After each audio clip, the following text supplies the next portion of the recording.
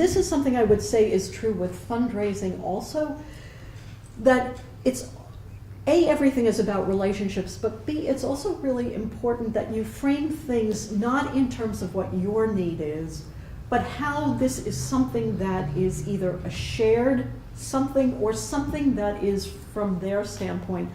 I have filmmakers that we work with all the time who go to funders, and they frame the proposal about, I have this great idea and I'm so passionate about this film, and it's like, does it fit within the funder's mandate? It doesn't matter if it's a great film. The question is, how do you frame it to say to the funder, right? You want to make it as easy as possible for them to say yes. And so your whole goal with writing your proposal, now this is just a funding proposal, which is different than your treatment, but it's to frame it in such a way that you say to the funder, this film is the perfect fit for what you are funding, and here's why. And not only saying it's the perfect fit and going down the checklist, and what I often do with funding proposals is I go on the website for the funder and I try to find language that they themselves use. And I try to find a way to not artificially, but to organically make that in line with the proposal that I'm writing and to emphasize that. But I also always try to convey a sense of urgency because there's so many great film projects out there now. Why should the funder film your project over one of the other great funding, other projects when there's a limited pool of funding? They're going to have to make very hard choices by the end.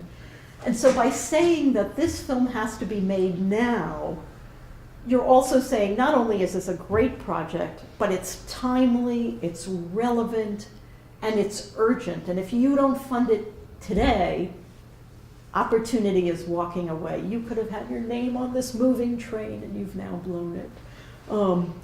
And another great resource, something, if you're applying to a foundation, in the States, because there are so many foundations now that will accept funding proposals from non-American filmmakers, those foundations have to file certain tax forms. It's public information. There is an organization that has an online component called GuideStar. It's guidestar.org. And if you go on GuideStar and you look up that foundation, there is a tax form called a 990. The value of that tax form is that at the end of many pages of tax information, it has a list of all of the projects that that foundation funded in the past year. You then get to see what level of funding they're giving to other projects, which is a really helpful thing to know when you're approaching a funder, what level of funding you could ask for reasonably and expect to get. It also gives you a sense of what kinds of projects that they are interested in, whether yours is a good fit.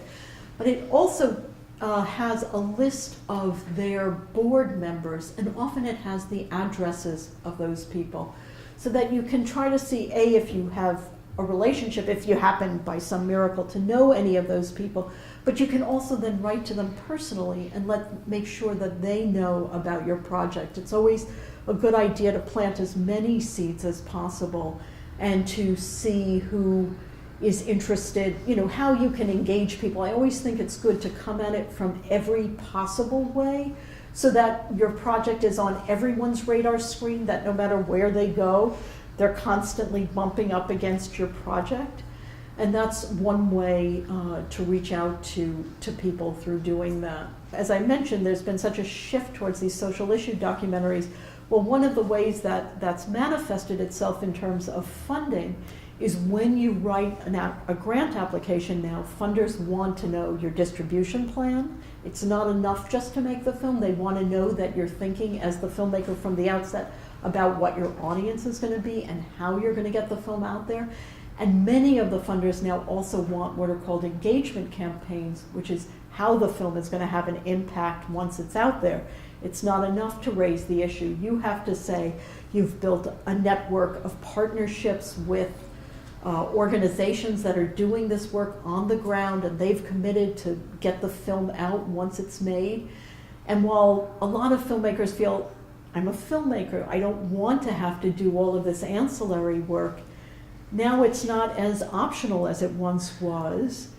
On the other hand, you could say, as the filmmaker, if you want a sustainable career, thinking about the distribution of your film and how you're going to build your audience from the outset and trying to build partnerships where it's appropriate as you're making the film is also a way to really build your audience for selling the film afterwards. You know, one of the ways I like to approach proposal writing is to pretend that the film is already done and to write it as if it was a review of the existing film.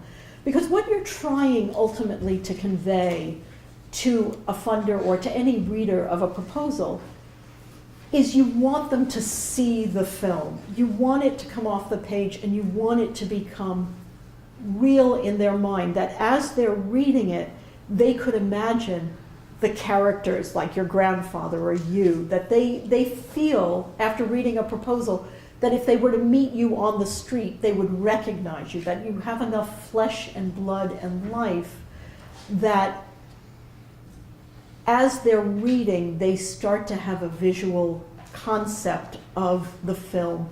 You want to write it with some drama. You're writing, right? We're storytellers. The first thing we have to do is be able to translate our story in story terms onto the page. And you know, as frustrating as fundraising is, and nobody would ever do it voluntarily, one of the things that it really does help you do is really fine-tune your narrative. And granted, it's all in the abstract because probably at this point you haven't shot your footage, period, or you haven't shot it all, so you don't know. So much of it is going to be made in the edit room. But it does allow you to try to figure out conceptually where the film might go. And I think of it as like the first edit of the film. But if you don't convey from the outset a balance of the micro and the macro picture, so for example, with the film that you're describing, you want to say that this film will also be a prism to understand the history of Iraq. So you'll start with the big picture and then go more narrow as to how will we be brought into that history. Well, we're going to have a personal narrative that is going to guide this story.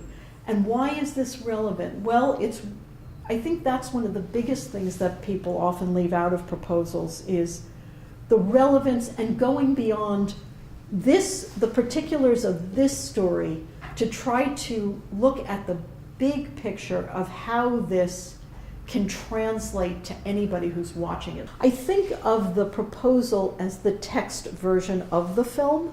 So you're saying, right now I don't have the visual finished film to show you, but here is what it is on the page, and it has to come to life. It has to be vivid.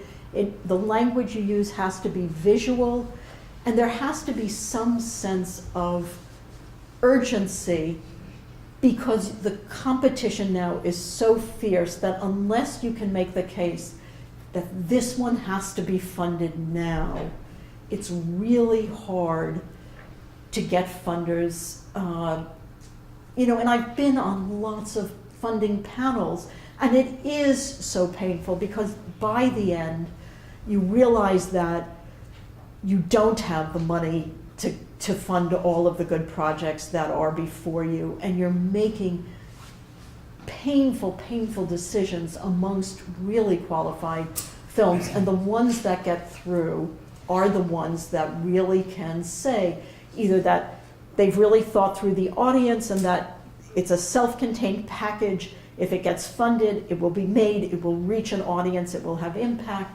or films that say, unless they're funded now, this film isn't going to happen, and it's relevant and it's current.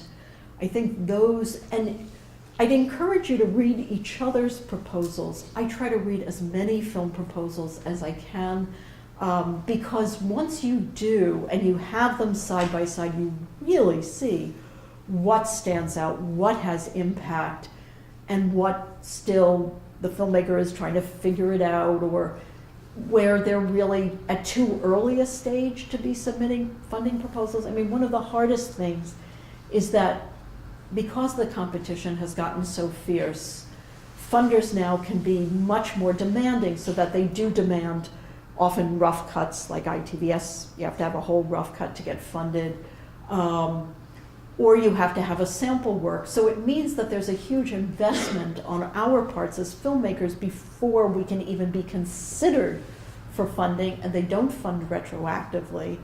So it's sort of like a test, it's trial by fire, and so what you're having to prove is that you have perseverance, if nothing else, to even get to the place that you've somehow, by some act of will and sheer tenacity, found the means to make this sample reel and to write this proposal that really shows. And often, I will be candid, you're writing a story that may not actually end up in the film, because it is a fiction to say before you've shot the film what the story is going to be. It would be a feature, it would be a fiction film if you had a script that you were writing to. But you're still trying to make the case that you've got vivid characters, that you have an essential narrative arc.